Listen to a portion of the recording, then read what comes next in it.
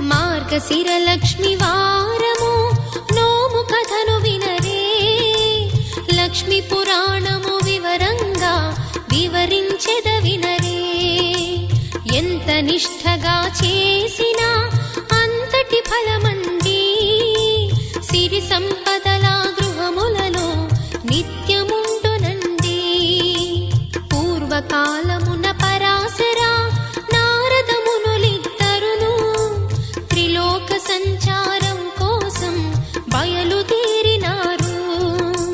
తిరుగుతూ వారిరువురు కలిసి భూలోకంలోన చేరుకుంటిరొక గ్రామము సేద తీర్చుకొనగా. లక్ష్మీదేవి కథ